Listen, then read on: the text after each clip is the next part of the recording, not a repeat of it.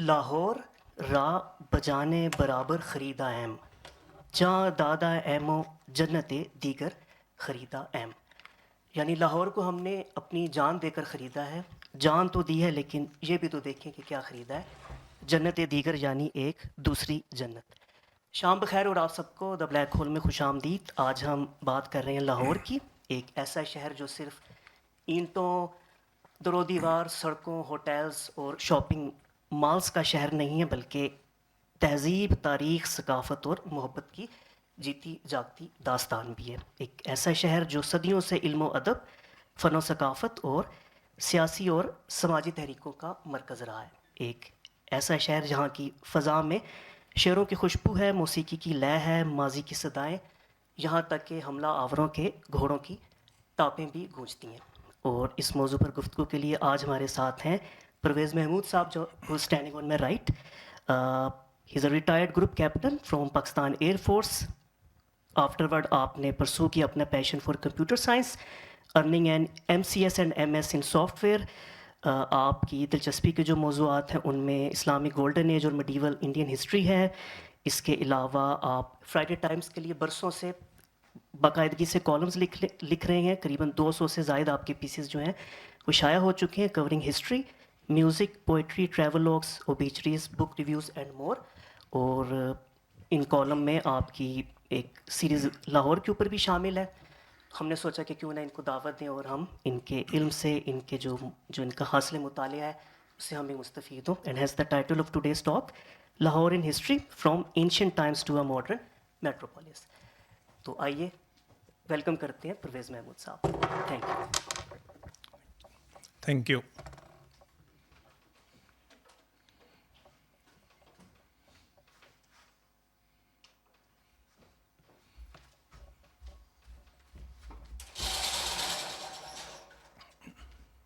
ये लाइट्स कम करेंगे।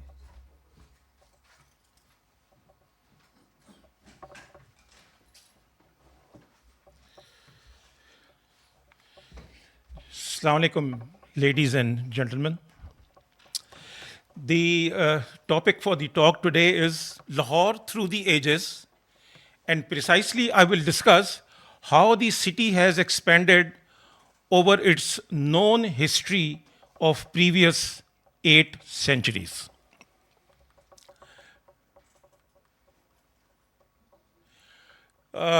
My introduction has already been done, so I will skip this. Origin of Lahore. Origin of Lahore is hidden in myths and folklore. However, we have a lot of written material where references have been made to the existence of a city on the left bank of river Ravi.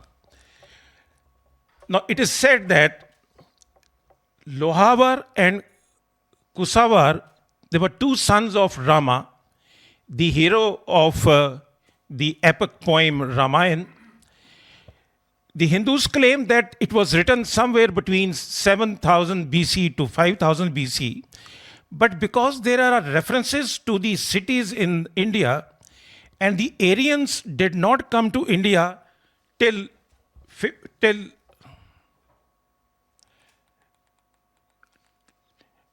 1500 BC. So Ramayana or part of Ramayana has to be dated till this date, between 1500 BC to 500 BC. Now, Lohavar originated the town of Lahore, and Kusavar originated the town of Kasur. In some writings, Lahore is not a city but a principality, which is possible that an area is called Lahore and its capital is also called Lahore.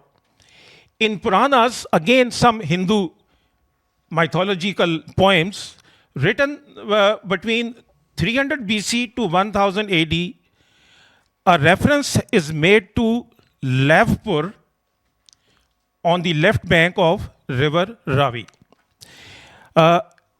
In the Rajput Chronicles, again there is a reference to Lohkot, which means the fort of Loh.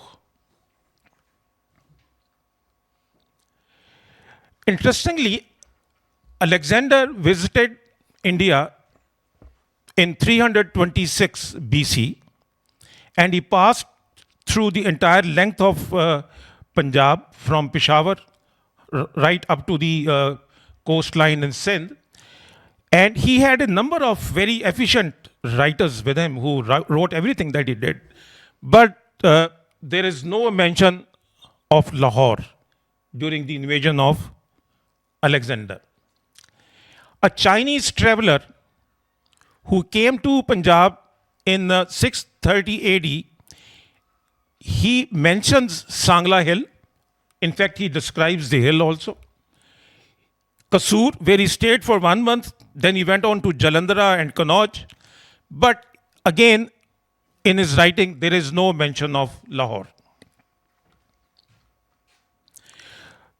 A British writer, Colonel Todd, he has found some written material, and he says that the kingdom of Mewar of Dewarka, which is in the Indian state of Gujarat, was established in 150 AD by a prince migrating from Lohgod.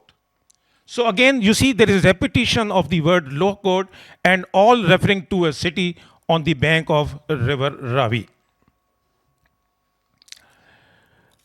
Another British official in the initial phases of the British occupation of Punjab, he cites a reference in his book by Ptolemy of Egypt, again around 150 AD. In Urdu and in Arabic, Ptolemy is called Batlimus. And so they agree with this date of 150 AD.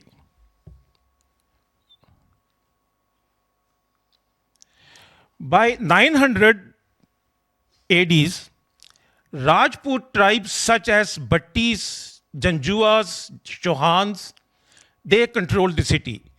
Incidentally, Janjua is J. Paul Janjua, who was defeated by Mahmud Ghaznavi. Chauhan is Prithvi Raj Chauhan, who was defeated a century later by Ghori. So they had two capitals. One was in Peshawar and the other one was in Lahore. As you can see, this map is dated to 1022, which is immediately after the last raids of Mahmud Ghaznavi in India. And you can see that the Afghan kingdom, which was the Ghaznavi kingdom, extends right up to river Satluj. And the prominent towns mentioned are Multan, Lahore, Peshawar, Kabul, and Ghazni. But rest of India, on the eastern side of river Satluj, was still controlled by the see the Sumera tribes here, Tumaras on this side, Chauhans still occupying south of Delhi, and further north was the area of Rathore tribes.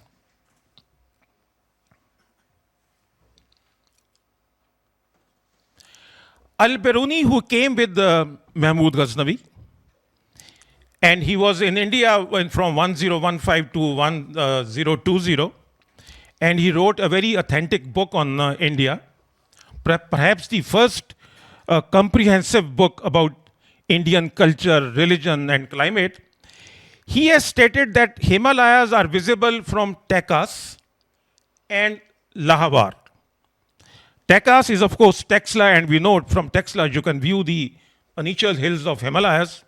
And but Lahore, from Lahore you can't see the Himalayas. But perhaps the area between Jammu and Lahore was generally referred to as Lahore. And from Jammu, of course, you can have a look at the Himalayas and Pir Panjal range. But he has also added that the capital of Lahabar was Mandukar, on east of river Irwa. Irwa is Ravi, on east of river. So, but we don't know which place he has referred to. Al-Adrisi, an Arab geographer, he created about 70 maps, and he lived between 1100 and 1165 AD. He also calls the city on the left bank of Ravi at the current location as Lohawar, again, fort of Loh. So, like I said, there is a repetition of this word. Amir Khusro, who was born in India and lived through the times of Balban and Khilji empires, he was born in 1253, he died in 1325, but in 1280 he wrote that from Samania to Lahanor, Samania is a town west of Delhi, there is no fortified city except Kasur.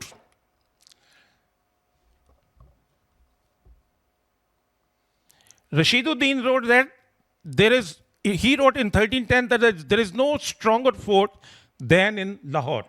So, now this was the time, 1280, when the Mongols were very active and they had attacked India time and again. In one of the battles near River Ravi across Lahore, an army of the Balban Empire was defeated, routed badly. Amir Khusro was accompanying that army and he was taken prisoner, taken to Uzbekistan. And he spent some time over there before people paid his ransom and they brought him back. So it's possible that in 1280 there was no fortified city, but because the Mongols were active, so subsequently Balban or Khilji empire, they built a strong fort in Lahore. So it all actually adds up. So finally we come to the words Lohawar or Lohkot or Lohar or Lohar, they all refer to the same place, and we can safely assume that the city existed at the time of probably around the birth of Jesus Christ. Because 150 AD we have references, so just before that the city would have been established. But the city gained importance under the Hindu Shahi dynasty, who made the city as their capital. Now, I will just briefly go over how many times the city has been destroyed and reconstructed. Mahmud Ghaznavi destroyed the city because he laid siege to the town, and there was a lot of resistance from the Rajput princes. He didn't like it. When he entered the city, he razed it completely, killed thousands of people, and we don't know whether the city that he destroyed existed at the current location or was it somewhere close to Miani Sahab or Ichra. However, he appointed Malik Ayaz as the governor of Lahore, who rebuilt the city or built a new city. There are numerous references to a place called Kacha Kot. Kacha Kot means Kacha Killa because it was made from unbaked bricks. This was built just inside Lohari Gate. I will show you on the map also, but those who are from Lahore, they would know that as you enter Lohari Gate, inside, on the right side is Papad Mandi, and ahead is Sutar Mandi, and in between there is a raised area, ground, where this Kacha Kot existed. So probably for the new Lahore, whose history we can trace back to 1022 or so, existed has existed at the current location, and it all started from the Lohari Gate side.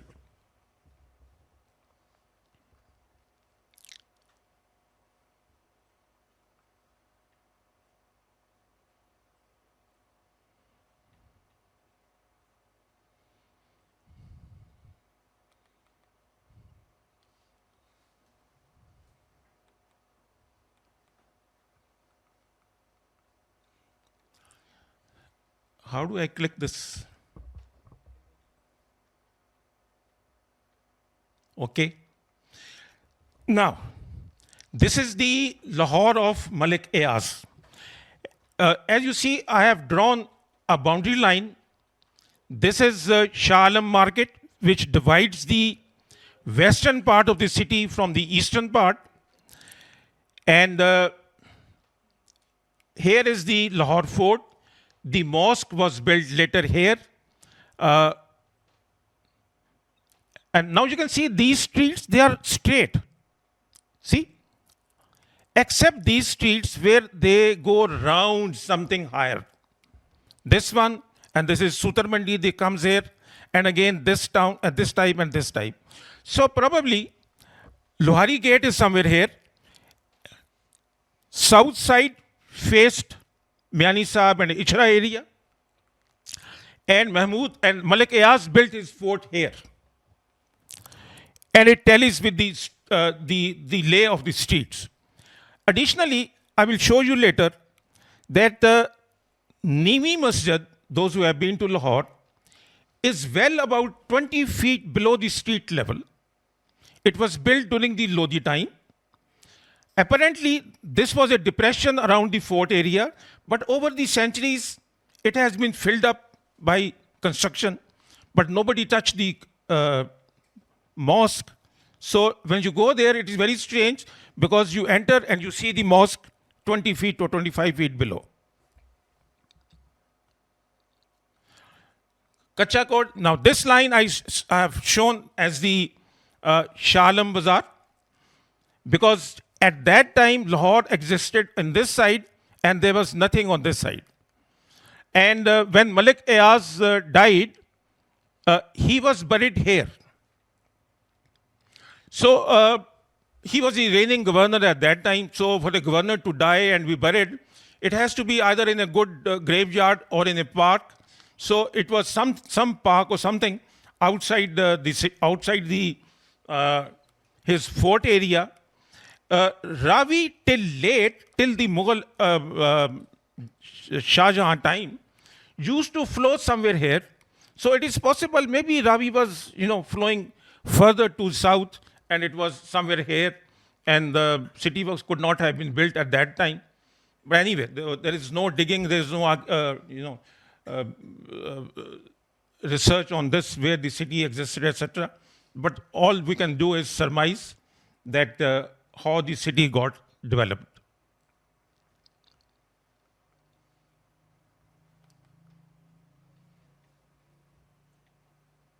Button, please. Okay. In 1186, Shahabuddin Ghori attacked India. The Ghaznavi governor Khusro Malik was ruling Lahore. And because Punjab was the richer area from where they got their food and money, so everybody from Afghanistan wanted to have Lahore and Punjab under their control. So he attacked. And again, because of facing resistance, he destroyed the city. Now, some people think that, Ghori and Ghaznavi were brothers and, brothers in arms. They were sworn enemies. When Ghoris attacked and took Ghaznavi, they dug up the graves of all the Ghaznavi rulers, except Mahmud Ghaznavi. And they burned them. So when I see the missiles around, the Ghori missile and Ghaznavi missile, I don't even know where they are heading, because they all came here.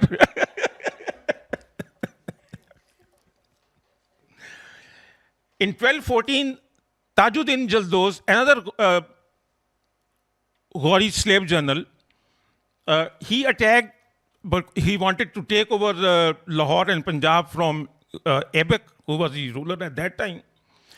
And he plundered the city, partially burnt it, partially destroyed it. Aibak came back to Lahore to retake it. He retook it, but unfortunately, he started playing polo outside the city, and he died there. Iltutmish became the Sultan. He was busy somewhere in Delhi when Tajuddin Jaldoz again came back from Ghazni and destroyed the city again. But this time, Iltutmish chased him, caught him somewhere around the Chenab River, and killed him. Thereafter, the Ghaznavis did not return to India. But soon after that, the Mongol raids started. Uh, Mongols came here a number of times, but because of the policies and the strength of Balban dynasty and the Khilji dynasty, they could not penetrate inside beyond Satluj rivers. But on the Punjab side, they came repeatedly and destroyed Lahore many times. Often, like they were wont to do, they would massacre the entire population.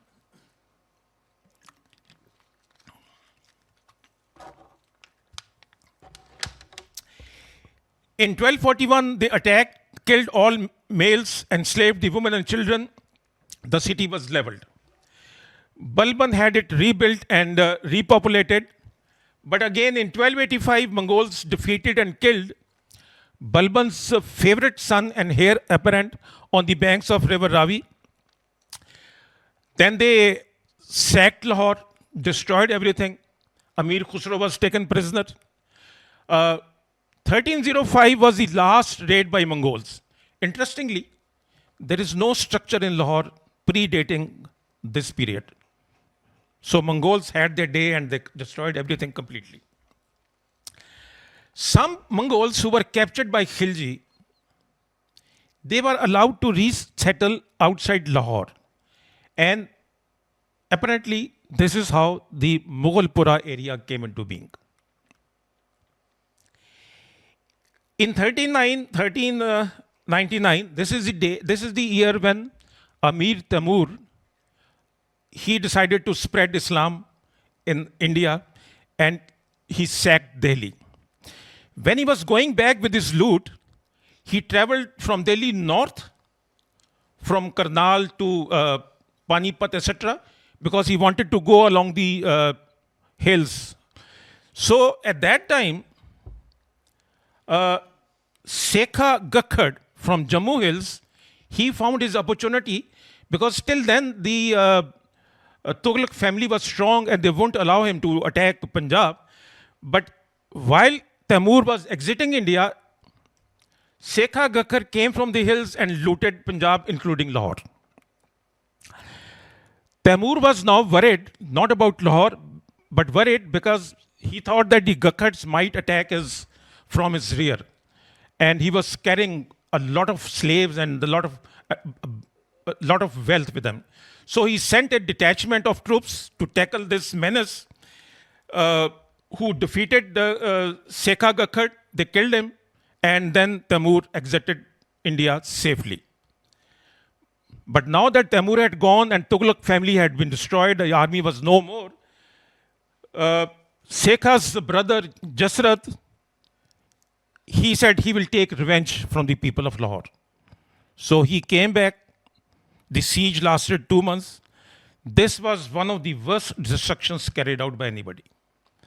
Whole city was leveled, burnt, every living person found was killed. Again, there is no building before this time, because it is only after the Lodhis who came and he started rebuilding the city, because Nivi Masjid can be dated back to the time of Lodhi family. City again began to grow slowly. Nivi Masjid dates back to Lodhi area. You can see this is the Nivi Masjid, and this is the street level, and the whole mosque is about 20-25 feet below.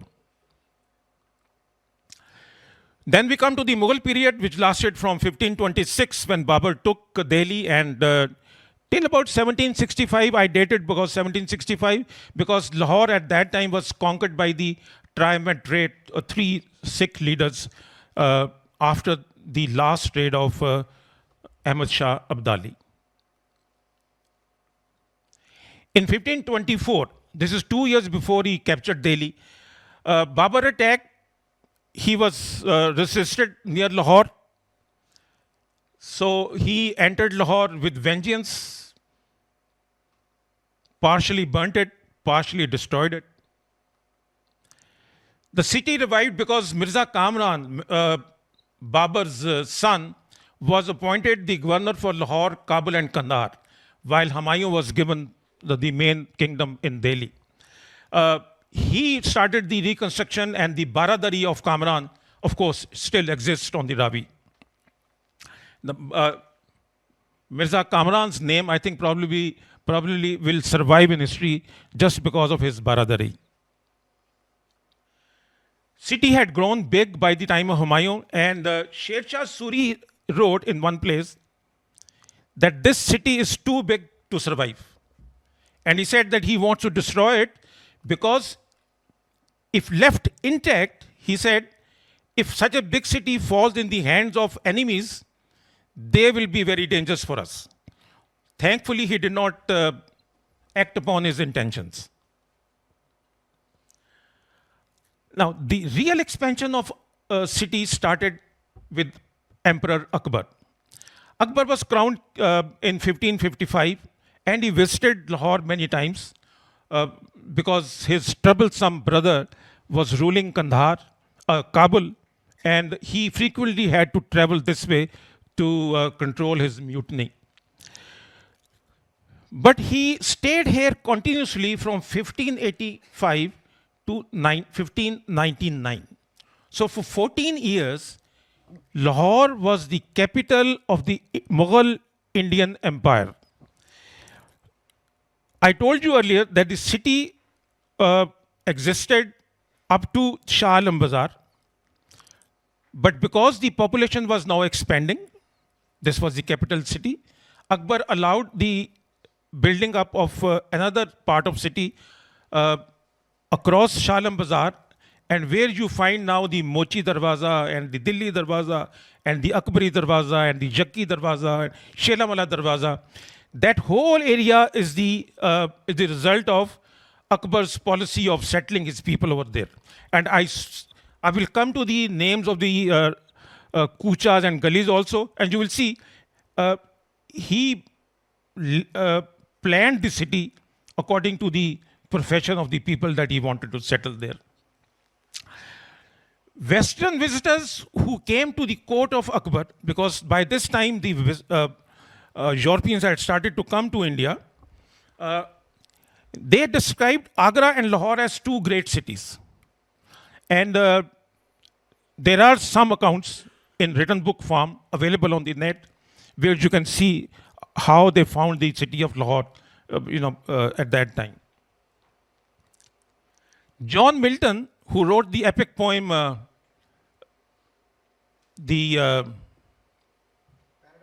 Paradise Lost. Thank you. One sentence in Paradise Lost says, Agra and Lahore, the seat of great Mughal. Although Milton never came here, but this is a line in his Paradise Lost. Aurangzeb built the Shahi Mosque in 1670.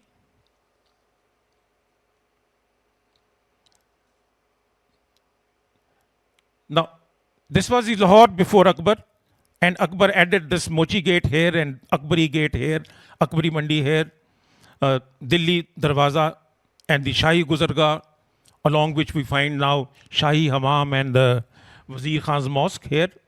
And this whole area was established by Akbar. Mosque came in 1670. Now, expansion of city towards south, Tahir Bandagi was a saint and a teacher. He opened his madrasa in Miani Sahab, right on the road, right on the Bahawalpur road, where it meets Firozpur road. Now, in Punjabi, the teacher is often called Miana, especially in the villages, rural side. So Miani Sahab is an area of the teacher. So this is, Tahir Bandagi was buried in his madrasa. And this is how the graveyard started. This is the Tahir Bandagi's tomb, still in good shape. A lot of people visit this place. When I tried to take a photograph here, they didn't allow me to put my back towards the grave, and so I had to go on one side to take a photograph. But still, he has a lot of followers there. On the eastern side, Mia Mir died in 1635. So he had his place where he visited, uh, close to the cantonment, and he was buried there. So you can see that city is now expanding in the Mughal area from the walled city to the south and to the east. On the west side, of course, was the river. Shalimar Gardens, they were built in 1641 and 1642. But you can get a picture of Lahore expanding now. Now, after the Mughals, when the Mughals were still in power, then first came Nader Shah, and then he came only once. But whatever was left from his looting expedition, his lieutenant, Ahmad Shah Abdali, he saw that there is a lot of wealth in this region. And he attacked Punjab, Delhi 7 times. Every time he attacked, he looted. Please remember, Ahmad Shah Abdali, again, when I read, a Muslim leader and some sort of, Afghans liked him, and I don't have any grudge against that because it was he founded the Afghan Empire. But for us, for a Lahori, he just came and looted the people there in Lahore. In 1751, now the Sikhs, during Abdali's time, they had started becoming stronger. And they used to chase him whenever he came here. And whenever Abdali wanted to fight them, they would scatter away in the country. In 1750, Abdali had carried out a massive massacre of Sikhs in Amritsar, which is still called the Great Massacre. In 1751, because the governor in Lahore was a rep of Abdali, the Sikhs came and sacked the city. They killed all the Afghans they found in the town. And they left with about 30,000 as reparation. I mean, they looted the city, and the governor gave them 30,000 rupees, and then they left. In 1765, now in between, of course, Abdali was again ruling. In 1765, Sikhs again attacked Lahore through Delhi Gate. They closed the Mahalla Kasaba because they said that these people have been slaughtering cows in the city, and they demanded that they should be handed over to them so that they can butcher them also. Now, when Abdali heard this, that the Sikhs have back in Lahore, he again came back. This was his 7th raid, but he could not enter Lahore. He again tried, but because the Sikhs now had become very strong, and the 8th, 9th, and 10th raids, he could not cross Jhelum or Chenab, and he went back from there. This was the end of the Abdali's period, and this is the time, 1765-66, when Lahore and Punjab started to be ruled by the Sikhs. Now, some names and gullies, mostly this is the eastern part of Lahore, inside Mochi Gate and Delhi Gate. You can see that route, they are Sadakara, Kucha Sadakara. Sadakara was the people who heralded the entry or exit of the princes and the kings. Kucha Kamangara, of course, commands. Kucha Kharadiyan. Katra Purbiyan, people who came from Delhi, etc., and settled here, they were called Purbiyan. Bazar Shekhupuriyan, settled from this side. Gali Afghana. Now, the Afghans did not come only as raiders. They had a thriving trade in horses. And if you read that book, Kim, there also the Afghans are represented as horse traders from Central Asia. Kucha Kasaba, Kucha Chabak Savara, Killi Khana is the tent peggers. Jaraha, Lakkad Mandi, Tobiyan, etc., etc. They're all related to the trades. Now, gates, of course, a lot of material is available, gates. Manucci, an Italian traveler who stayed in Lahore in 1673 and 74, he came with Aurangzeb from Delhi. He mentions the names of 11 gates. Although he says there are 12 gates, but he mentioned 11 gates. And in his book, he uses the term darwaza, because this was the term used there at that time. The names that he wrote in Story of the Mughal, Volume 2, all these volumes 1, 2, and 3 are available on net, English translation. Qadri Gate, which was probably called Khizri Gate, and Khizri, you know, is related to the Hazrat Khizr, the river. But during the Ranjit Singh time, it started to be called Sheramala Gate because he installed 2 big loins on the sides. Yaki Darwaza named after Pir Zaki. Delhi, of course, on the route to Delhi, Akbari Mandi and Akbari Darwaza, Mochi, Shah Almi, Bhati, Multani.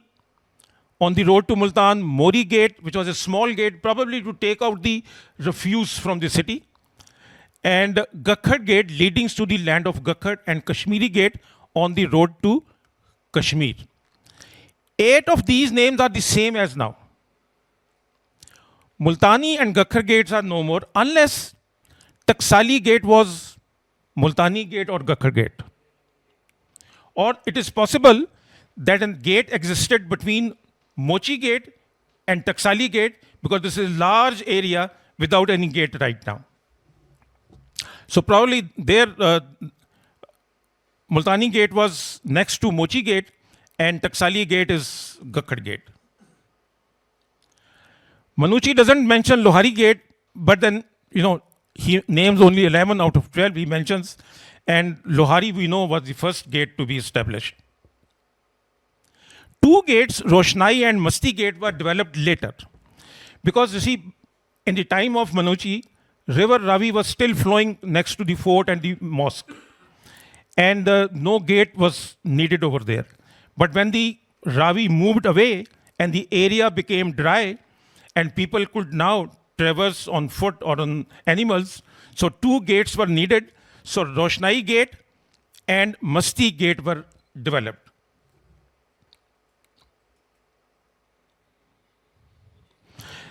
Few pictures of the inside of Mochi Gate. This is inside of Mochi Gate. This is the Lal Khu area, and this is the Kucha Sadakara. Right here is a mosque. You can see these narrow streets, etc. But the buildings still are very high. You see, I found this rebuilt building, and 1, 2, 3, 4, 5-story high. And look at the width of the street. And some houses which are old, because of the frequent recarpeting of the streets, just see where the gate has gone now. Because initially, there would have been a step or 2, and then the gate, but everything is now below the recarpeting level. Some houses still exist from the Mughal time. You can see the small bricks. Same bricks which were used in the construction of Shahi Qila also.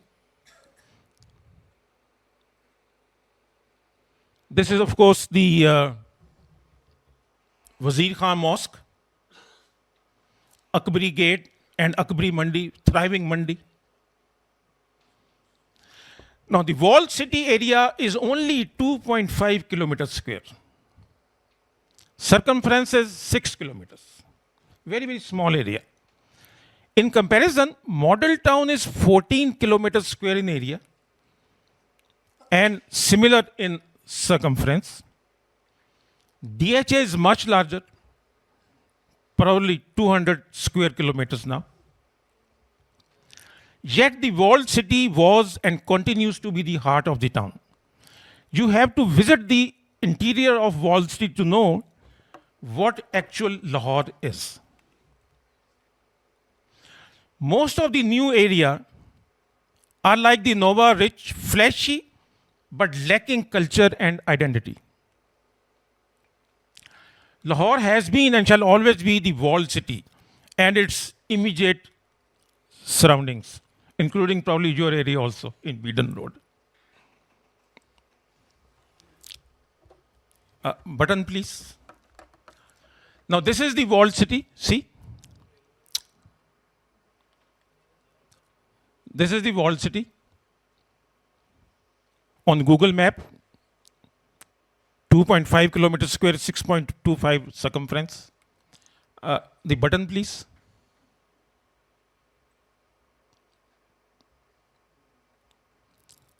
The button. The first one.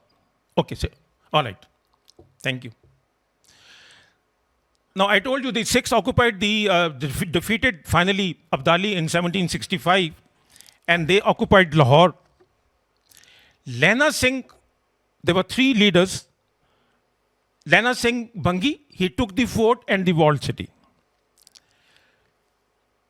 His relative Gujar Singh Bangi took the eastern part, which was probably a jungle at that time, because remember during the Abdali's time, a lot of people had migrated from Lahore.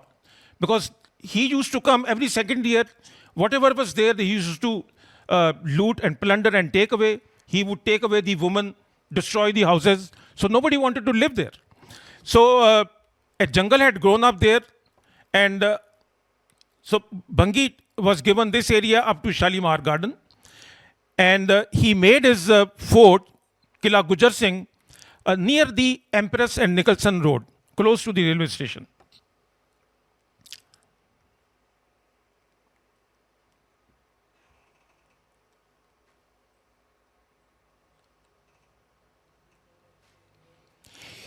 Now, Gujar Singh also dug wells, built a mosque in that area because he wanted people to settle there.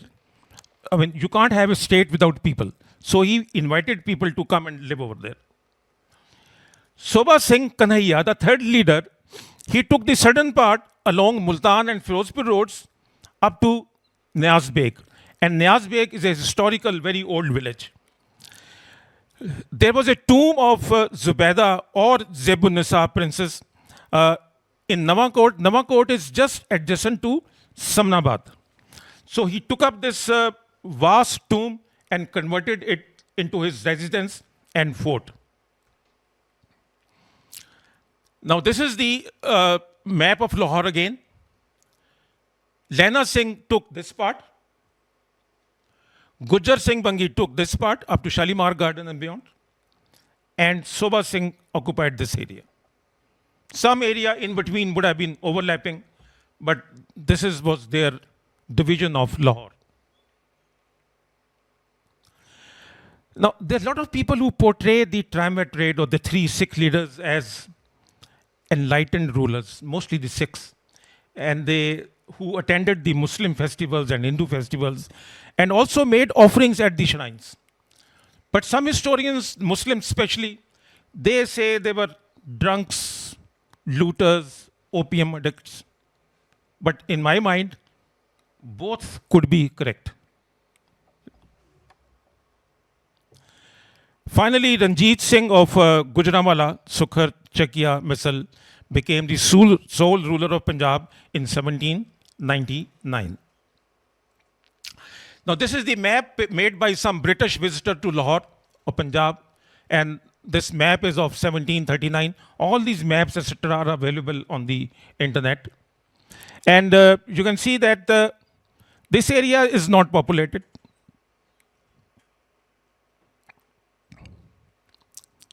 This is the Hasli Canal.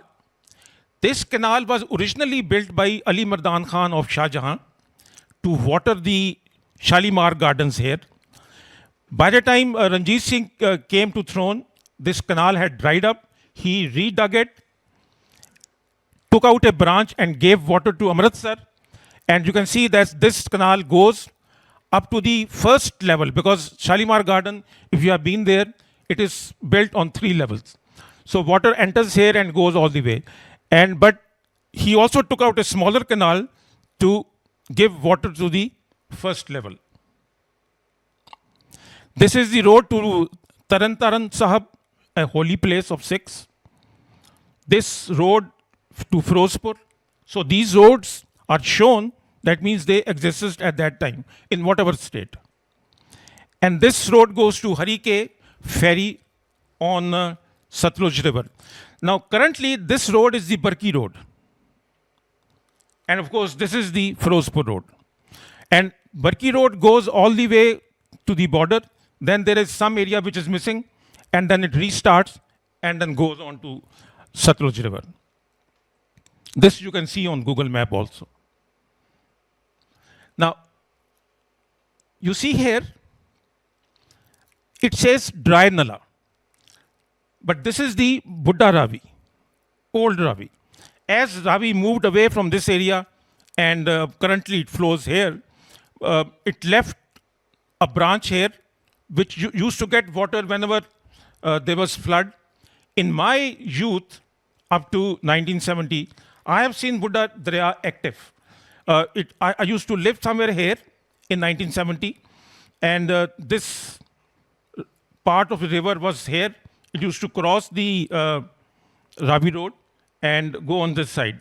But some Britishers who lived in Lahore during the later 18th century, they have seen this river in flood and the water flowing all the way to the mosque. This is written in the books written by the Britishers. Now, you see, this is cantonment, but this is not the cantonment that we have here, because the cantonment that we have here is on this side of Miamir. This is the cantonment established by the British, by the Ranjit Singh's army. And if you see, Mughalpura is here. The Mughalpura was the foundry of guns during Ahmad Shah Abdali's time also. Bangyung ki top, and it had a sister top also. They were manufactured in Mughalpura from the utensils collected from the citizens of Lahore. The other top, Abdali wanted to take it back to Kabul, but the Sikhs attacked and it was drowned in the River Chenab. The other top, of course, he left here and it is still there in Lahore. This was also the area after Ranjit Singh had died, the army became very strong. And whenever they didn't like a minister or a prime minister here in the fort, they would summon him here for punishment. And one of the prime ministers, who was actually very hated, he was called here. He had no option but to come, and he knew he's going to be killed. So Jawahar Singh, he traveled from the fort, he came here, and he was murdered here.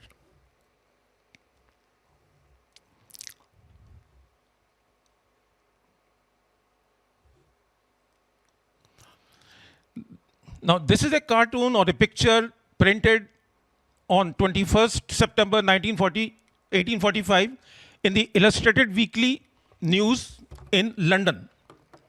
And you can see the heading, it says assassination of Jawahar Singh, the Sikh Wazir.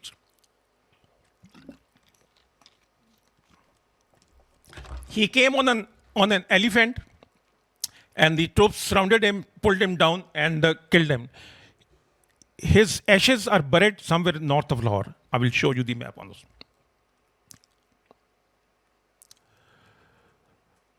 Now, this is the part of the area of the Sikh rulers.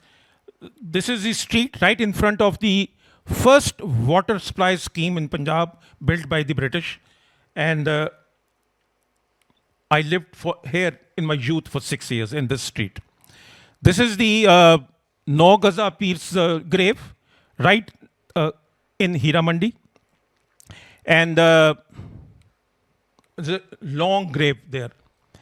And this is Chowk Sarjan Singh, again going in some direction in the city. This is the Haveli of Dhyan Singh. Dhyan Singh was the Prime Minister of the Sikh Empire. And he was also murdered after Ranjit Singh had died. His Haveli still exists, and now it has become an industrial home for women. But this was the basic Haveli, and the surrounding area, which was garden and right up extending to quite a way from the Haveli, now it has been built up with houses, etc. So Lahore, see, expanded from this area all the way to this area during the Sikh rule. And you can see the distance, the area now had increased to about 25 kilometers, and with a circumference also of about 25 kilometers. This is the map of Lahore. Sikhs were very fond of making gardens. We only talk about Mughals when we talk about the gardens. But Sikhs too created a lot of gardens in the northern Lahore area, which had been the bed of river Ravi, and it was very fertile. So you can see the Jamasji's garden. This is Teja Singh's mausoleum. Probably his ashes buried here. But you can see a garden around, because every mausoleum or tomb had a garden. This is Badami Bagh. Again, Roop Singh's tomb with a garden around. Another gardens here. This is Jawahar Singh, who was murdered in the cantonment. His ashes are buried here, and there was a garden around this. Jawahar Mal's garden. Another garden, another garden. I counted on this map 19 gardens, all made by the Sikhs, except, of course, the Shalimar here.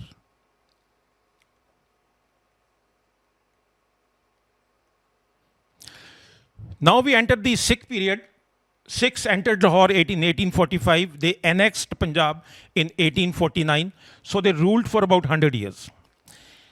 But during this 100 years, Punjab and Lahore traveled from medieval ages to the modern age. Whatever modern institution exists in Lahore dates back to the British period. There was no schools, colleges, hospitals, jails, etc. before they came here. It was only the current Lahore actually owes its modern existence to the British.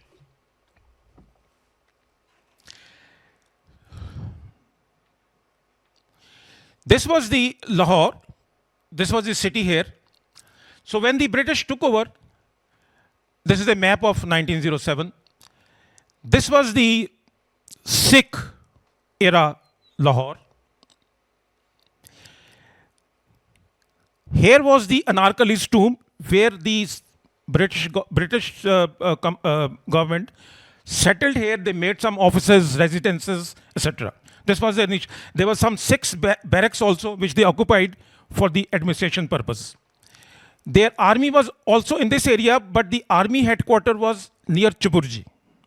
So it was a short distance on Multan Road from Anarkali's tomb to Chuburji, and army here and the civil administration here. Of course, they had their existence in the fort here also. But soon they faced diarrhea, and there were a lot of deaths. Actually, too many deaths of the civil servants and also of the army. And they had to make a big graveyard here, which is just across Taksali Gate in the Moni Road area. It's still there, Gora Kabristan. And this is the first graveyard for the Protestant soldiers who died there. But now they could not take the losses, and they said that we must move all the army away from the city. And this was in the very initial part of their existence, in late 1850s. But look at their vision. They found Lahore this much. Only cantonment, they made this much. Planned roads, crisscrossing, north, south, east, west. And this was the civil area. This was the military area. They joined the two with the widest road they had ever built in the Indian subcontinent. It was a very wide, grand road built on a grand scale. Then they made a big governor house. They added Punjab Chiefs College so that they could educate the sons of all those feudal lords here. Then they started making the civil institutions, GPO and High Court and museum, etc. And buildings, all buildings on grand scale. Now, when they had expanded this area, they needed some area for the economic activity and the houses. So here was a town established, and you find all this Nisbat Road and Beedon Road and all these roads here. And it was at that time called the Donald Town. Donald was the lieutenant governor at that time. When the railway started, lines, and this is the line to Amritsar, this line goes to Multan and Karachi, and this line goes across the river. So they made a grand railway station, probably the best railway station existent at that time. And they, by that time, they had already earmarked, actually, in this map, if you see closely, it says area earmarked for medical college. So they made Mayo Hospital and King Edward College here, and they linked the railway station with those institutions with railway road. In early 1900s, Gwal Mandi area came into being. This was the worst planned area. If you go to Gwal Mandi now, you still find the roads are parallel and crisscrossing, parallel and perpendicular. And it's a planned colony, although for the lower middle class. I was born here, somewhere here.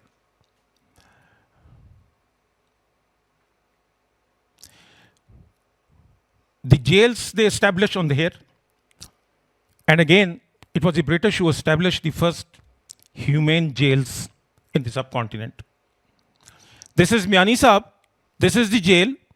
And now the population had expanded on this side also, and they wanted to link this area with the cantonment, so they made the jail road. Gulberg came much later. And of course, then the city started to expand in this direction. Some buildings which were used by the British in the city, they used because they could not build the buildings quick enough. So they used the tomb of Mai Anga, Dai Anga near railway station as the residence for editor of the Lahore Chronicle, one of the first newspapers in Lahore. Afterwards, it was used by the railway as traffic manager's office. Governor's house was built around the tomb of Muhammad Qasim Khan. This land was owned by a Sikh. The British paid him, took the land, and they built their governor house. The tomb of Qasim Khan still exists within the governor house. Masjid Shah Chiragh, that was the accountant general's office, and then the session court. Now you see, this is the Anarkali's tomb, but it is titled as View of the English Church, Lahore. The first, the British, they moved here, they moved some offices on this side, around this tomb. But the first church was this place, the tomb of Anarkali. And you can see that at that time when the inscription was made and the drawing was made, a channel of Ravi still flows close by. A bit about Anarkali's tomb. Anarkali was buried here in 1599, and I told you that Akbar stayed here from 1585 to 1599. So he buried Anarkali and went to Delhi or Agra.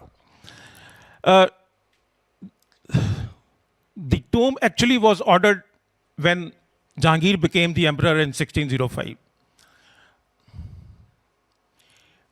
William Finch and Edward Terry, who were in India during this time, initial part of Jahangir's reign, in their book, and I have the book, they say that Anarkali was the wife of Akbar, a stepmother of Jahangir, but they had developed a love affair. Akbar saw them and decided to bury Anarkali alive. Now, this was the must have been the rumor on in Lahore at that time, and this is soon after Anarkali was buried. Whether true or false, of course, we have no proof. Another historian who came later, Abdullah Chughtai, and Muslims generally tend to whitewash everything. He says that this was the tomb of Sahib Jamal, a favorite wife of Jahangir. Well, we don't know. But the tomb was built with a standard Mughal charbagh. Charbagh is a garden divided into 4 parts. And in Lahore, we find Hazuri Bagh is a charbagh. Nadra Begum's tomb next to Mia Mir is also a charbagh. Jahangir's tomb is a charbagh. And this is a picture of Shalimar Gardens. During the Sikh rule, the tomb was occupied by Sardar Khadak Singh, a son of Ranjit Singh, but then given to General Ventura, a French general of the Sikh army. British government used it as residence for some of the clerical staff and partly as an office. They built some temporary rooms around the base of the main building. In March 1851, it was used for divine service on Sundays. Refitted at an expense of rupees 1,000, and this is in the books written by the British, to serve as a place of worship for the Protestant congregation. In 1855, an outer staircase was added because the inner staircase was in a poor state to give access to the recesses on the first floor. In January 1857, before the War of Independence, Bishop of Madras, who was visiting Lahore, he consecrated the church and named it St. James. In 1870, a wooden gallery was added in the upper story arches that still exists to accommodate increased attendance. It was also declared the mother church of Diocese of Lahore. Diocese means sort of a district of church organization. In 1887, the main cathedral next to Mall was built. And of course, at that time, the tomb of Anarkali was vacated. The sarcophagus or the stone covering of the grave, which had been removed, was placed where the church altar had existed. Button, please.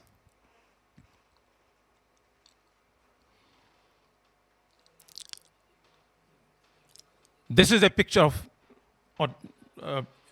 dating back and named as picture taken by somebody, 1870. Button, please. Having remained vacant for a few years, in 1891, it again became a storeroom for the Secretariat records, and this use continues till today. It is still the record room. All the old documents of the British era, they are still stored in this place. Button, please. Now, this is the stone covering of the Anarkali's tomb, and of course, Jahangir had made it for his beloved wife. Or somebody from England who came here and was a member of parliament, he described it as one of the finest pieces of carving in the world.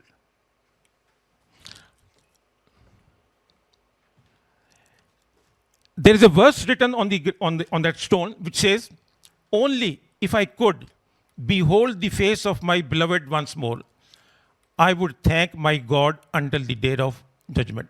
And the date is given as 1024 Hijri, which translates to 1615, when the tomb was completed. There is another writing over here. It says, Majnu Salim Akbar. So, Prince Salim Emperor Jahangir must have been madly in love with this woman. This is how it stands now, and we must appreciate the effort done by Pakistani people, because we didn't find any trees around at that time, but now it is all green and still in a good state. Saru ka darakh dekhen, really tall. This is the inside. This is the stone covering sarcophagus, and this is reading room of the record room. And this wooden gallery was added by the British for their church. Shalimar Gardens, it was far away from the civil station, and hired conveyances were not available easily. So it was practically isolated, except that it was used as a restroom and occupied by couples on their honeymoon. But the British did something terrible, which was called an act of vandalism at that time also. There were centuries old mango trees in Shalimar Garden. And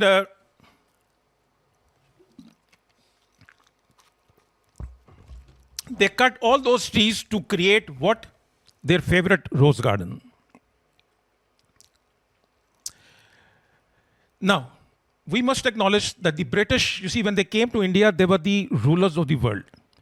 And please remember, a superpower always thinks on a grand scale. Shah Jahan, when he started to build a Shalimar, imagine he said 2 kilometers this side and 1 kilometer this side. Sher Shah Suri, Jarnaili Sadak, all the from him Dhaka to Peshawar. You see, superpowers think on grand scale. And their thinking inspired the Indians too. They built the cantonment on a grand scale. A wide complex of civil and judicial administration, secretariat, government house, courts, they were built. They linked the two with one of the best colonial roads they had. Civic facilities like gardens, GPO, municipal corporation, libraries, museum, printing presses, jails, they were built. And also remember, before the British came here, nobody built anything for the public. All these buildings were for the public. Shah Jahan made his garden for the royal people. Hazuri Bagh, made by Raja Ranjit Singh, again for his own people. It is only the British who thought of making these things for the public. Many middle-level educational institutions like the Mission High School, Central Model, Muslim Model, and a string of primary schools were developed, either by them or inspired by them, then by the locals. Large educational and medical institutions, probably which the Mughals and the Sikhs could never have thought of. Imagine in their short 100 years, Government College, Aitchison College, FC College, Mayo Hospital, King Edward College, Punjab University, Engineering College, Railway Technical School, Arts College, the Veterinary Education College, Dental College, all in Lahore only. Mayo Hospital, large scale, Lady Wellington Hospital, Lady Aitchison Hospital for women. Lunatic Asylum, nobody thought of ever building a lunatic asylum. They were the first one to make this facility for the psychologically disturbed people. And then by Indians, the Gulab Devi Hospital, Sir Ganga Ram hospitals. See, still they are the best institutions in Lahore, except for some others have also built. Then they planned, every residential area before the British came here was not planned. The streets were lined according to the gravity flow of the water. That is why they are zigzagging. But they started leveling the area, and they built localities like Gwal Mandi for the middle class, Krishan Nagar for the upper middle class, and Model Town for the rich. They built great parks like Lawrence College, Race Course Ground, and Gymkhana, where ordinary people could also go. It was the first area that the government had taken interest in creating institutions of public interest and benefit. Lahore moved as a result from medieval living to the modern world. And some of the buildings I will show you, this is the Garrison Boys High School. St. Mary's Church, still looks very grand, you see. And the cathedral, this is the GPO, this is the High Court. Railway station, outside, inside. Museum, outside, inside. Lawrence Garden. Yes, library also. And this is Government College, GC. And this is the first water supply system in Punjab, inaugurated in 1885, 83, 84, by Sir Aitchison. Now, Aitchison was a very people-friendly governor. He built the Aitchison College, he built the Central Model School, and he built this water supply system. Yeah, hospital bhi tha. Now, and if you see the names of the road just outside the walled city of Lahore up to Mall Road, it will tell us that it is a British town. Look at the roads, Chamberlain and Nicholson, Mayo Road. Mayo was specially honored with a road name and hospital and gardens because he was the viceroy, the only viceroy who was murdered in Port Blair when he was visited the Andaman Islands by a convicted Afridi tribesman. Abbott Road and Thornton and Davis and every kind of roads they built in this area. Now, apart from the British, outside the walled city up to the Mall, it is either the British Lahore or it is the Hindu Lahore. Now, Muslims had not taken any interest in education, very few. They were lacking economically. There were very, very few business outlets owned by the Muslims. Hardly one industry, probably this packages family who later built Lums. They only had one factory. Rest all were occupied by the Hindus and the Sikhs. I was born in Lahore at an address that reads as house number 4, Veer Gali. There were 2 Veer Galis, 1 and 2. And Gali number 48, off Kailash Gali, Bhagwan Bazaar, near Amritdhara building, Gawal Mandi. This is all Hindu address. Alternate address was, because Veer Gali had 2 openings, other was number 4, Veer Gali, off Ram Bazaar, near Amritdhara building, Gawal Mandi. I have aerogram also, dated 65 or 67, not 65, but 68 or 69. This is my Mamu's name. And somebody sent me this postcard. You can see house number 4, Veer Gali, Bhagwan Bazaar, Gawal Mandi. When I published an article on my place of birth, I got an email from an Hindu gentleman, Kuldeep Ahuja, who has become a good friend now. And he said he was born in Gawal Mandi. He had been trying to locate his house and he could not find it. Now that I read your article, can you please go and find my house there? I said, give me an address. So this is what he sent me. The Shadi card of his father. And look at the address. 7 Veer Gali, near Amritdhara building, Gawal Mandi, Lahore. So when I went there to find the house, our house was number 4. Next was number 5, street ended. Opposite was 6, and next was 7. Right opposite to the house where I was born, he was born there 6 years earlier. These are called. Imagine. And he contacted me all the way from Delhi. And luckily he had this Shadi card. Other streets in that Gawal Mandi area are Ram, Raja Ram, Soni, Gujjar, Gyan, Krishan. No Muslim name. All Hindus. Nearby streets surrounding them are British. Railway Road, Fleming Road, Nisbat Road. Of course, after migration, we came and occupied this area. When the British left, they had expanded the city to 108 kilometers square. with a circumference of 50 kilometers. This was the Lahore they found, some here also, and this is the Lahore they left.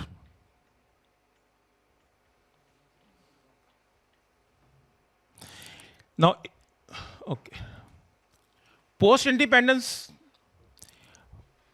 a lot of population was added in the cantonment area along the canal between Multan Road and Firozpur roads. All this LDA scheme and Azmeer town, and they all lie there. DHA commenced in 1973, and now it is about 20 to 25% of the city. It is still expanding.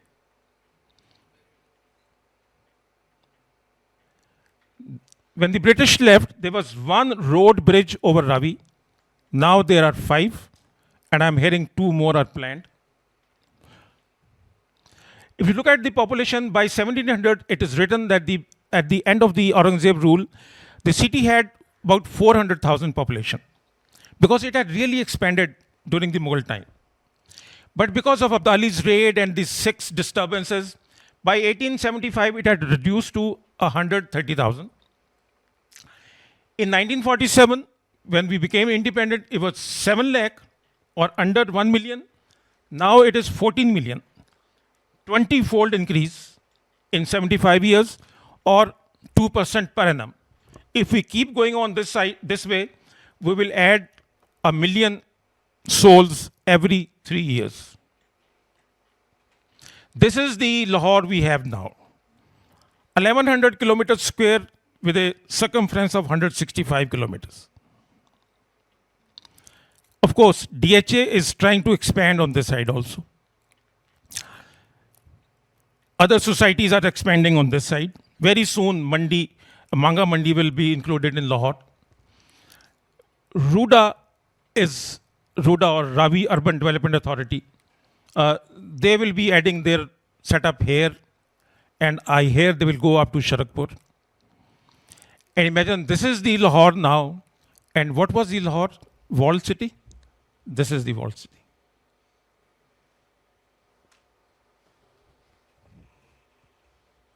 This is the walled city. But for me and for people of Lahore, this is the Lahore. Rest is all addition that we don't recognize. Of course, the walled city was coherent. People, culture, kite flying, nashta, chane, kulche, dahi. You know, everybody had same culture, same outlook towards life. Eastern Lahore, like the DHA, etc., or between the Barki Road and the Firozpur roads, is as different from Samnabad and Gulshan Ravi, where I live now, as Rawalpindi is from Islamabad. So there is no coherence. Similarly, northern Lahore, which unfortunately has been separated from the main Lahore by the railway line, comprising Kila Lachman Singh, Badami Bagh, etc., it has nothing in common with Johor town or Valencia town or Azmeer town, Bahria towns. Ravi Urban Development Authority, of course, will add another dimension to the city. Thank you very much for the patience, listener.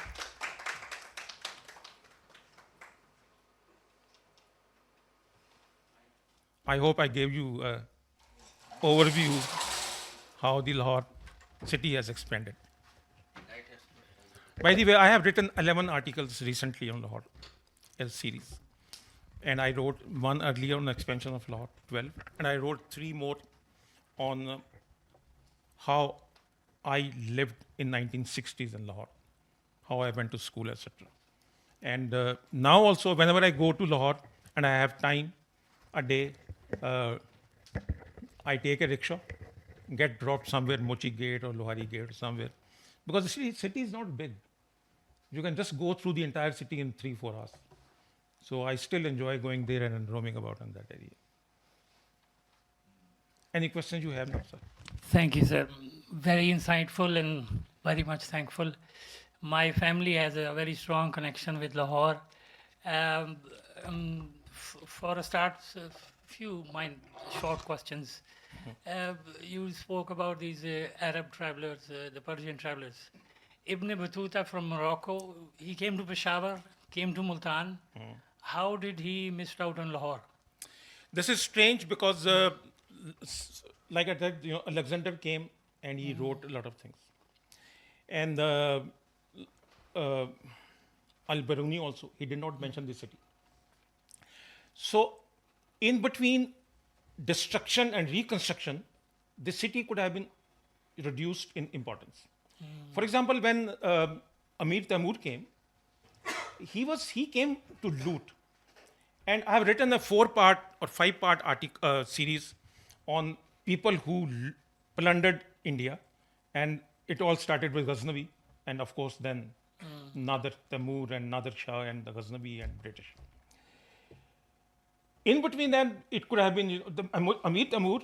He did not even come to Lahore. So that means Lahore was not rich. Had it been rich, he certainly would have come here. So probably. So in between, there were lacking periods where there was no entry in Lahore. Like for example, when Mongols came, they destroyed the city so completely that for decades there was no population. And if you watch the videos of the earthquake in Myanmar now, you can see how difficult it is to re-establish a city once it has been destroyed. How do you pick up all that debris and rebuild? Secondly, what is your knowledge, on request, knowledge of Krishnagar? This area was built up, according to our family, earlier, much earlier, 100, 200 years ago. Yes. But the English and the historians say no, it was built up by the English. By the British. In the 30s. In the 30s. For the refugees. Not for the refugees. For the people coming see, from when the the city Punjab. was, I have a book written by a professor in the one of the colleges there, Dayal Singh College probably. He lived in Krishnanagar area. And he has written the names of the people who lived there and how this area came to be. So it was established by either by the British or the people who were inspired by the British, who now knew how the well-planned colonies existed. Because in Krishnanagar also, the roads are straight and parallel. And I know one thing. I know one thing, that O.P. Nayyar lived over there. Oh, very famous people from there. And certainly, sir, it's just a bit of disagreement about those industrialists from Lahore. There was my grand uncle who built up Batala Engineering Company. Batala Engineering. And the Badami Bagh, the whole of the remains of that industry is still there. Yeah, still there. It was much bigger than the Hindu industries. And one of the 20 largest industries in Asia. At that time. Sir, and lastly, at some point... when was Batala established? 1936. 1937. Okay. All right. In Batala, in India. Okay. And then moved into Lahore. But they established in Batala. In Batala. But I was discussing Lahore. Oh, yeah. So it was not there anymore. Yeah. But the remains are still in Lahore. Yes, must be. Since 1950s. Yeah. The industry. I have was 2 books nationalized which in narrate, 70s. which tell us the economic condition of the Muslims vis-a-vis the Hindus and the Sikhs. Yeah. And you don't find, and I mean, that book is very, very thorough because it gives the taxes paid by each community, etc., etc. Written by a Hindu, so maybe biased, but you get a picture. Hindus, of course, their commercial sense was way ahead. Yes. In trade. In trade. In industry, yes. And lastly, sir, your opinion on Mughals as compared to English is very correct. But I think nothing for the public.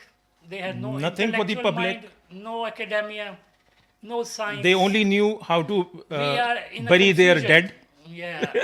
in a grand scale. They made no schools, no colleges. And the biggest, Dr. Saab would know, the biggest failure of Mughals and the Osmanis is no printing press. It is the printing press which spread education in Europe. And within, when the printing press was invented, within 30-40 years, every major town, city, if you read about that era, every major town, city in Europe had a printing press. But we did not have a printing press till the British came here. So we can't even compare that. Every modern thing, education, health-wise, it is started by the British. The other day, a very respectable historian was talking about Rawalpindi and about the British attitude towards commoners in South Asia. But these were British with some certain classes. The British who were professionals, the commoner Britisher or was also here, and he dealt with the commoners made by the Mughals and Hindus. Partially, I agree with this because, see, when the British came here and the Europeans came here, they were impressed with the development in this area. It was a rich country. But when the Mughal disintegrated, they're fighting among themselves, and the British started conquering them, especially since 1857. Then they had nothing but hatred or dislike for the people. Not everybody, but the ruling class. So partially, what he says is correct. But that does not mean that they did not do anything for the public here. Schools, colleges. Thank you very much. This was fascinating. Thank you very much, sir. It's so important to document history and to become a living part of it as you have become. As you were speaking, I was thinking of where I was born, 303 Ashoka Street, Okay. Karachi. On one side is Brito Road, on the other side is Pedro de Souza Road. Now, of course, they will put some Shaheed, some unknown who was Jinnah's If nothing servants, else, sir, servants or whatever. Zari was adding, if nothing else, because I was surprised recently in Lahore, on Jail Road, I was trying to, where is Jail Road? And now it is Ghaus-e-Azam Road. For God's sake, build your own roads and name them. Yes. Just like in Karachi, they have renamed Elphinstone Street Zebun-Issa Street. Zebun-Issa Street. McLeod Road, which where my father's office used to Right. be, is now I. Chudrigar Road. Okay. What did these people ever do for ordinary For the people? city, for the city? people. Nothing. Nothing. You have DJ College, Yes, sir. Dayaram Jetmalani. Jait Malani. Yes. Dayaram Jait Matale. NED is Nadir Edilji Dinshaw Parsi. Yes. College. No Muslim built any university over there. Islamia College, yes, Peshawar, but just a few of them. Few of them. Thank you very much, sir.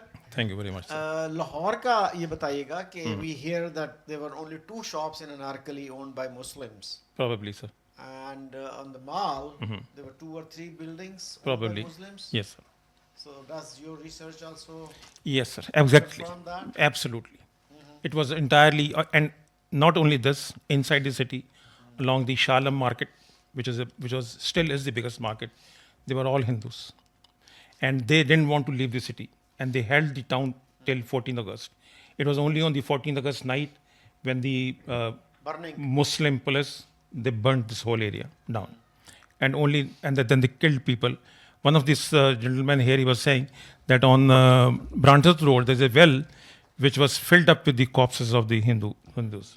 So the town economically was in the hands of Hindus and the Sikhs. And what was the percentage of Muslims there? So before the movement for Pakistan started in 1946 or 1940, but when it gained strength and the Indian and the British had decided that they will now leave. At that time, Muslims in the town were about 45%. Hindus and Sikhs was not many, but they were combined about 55%. But now that the British wanted to create a Muslim majority town, they included some of the rural areas also in the city limits, and that is why Muslims became about 52%.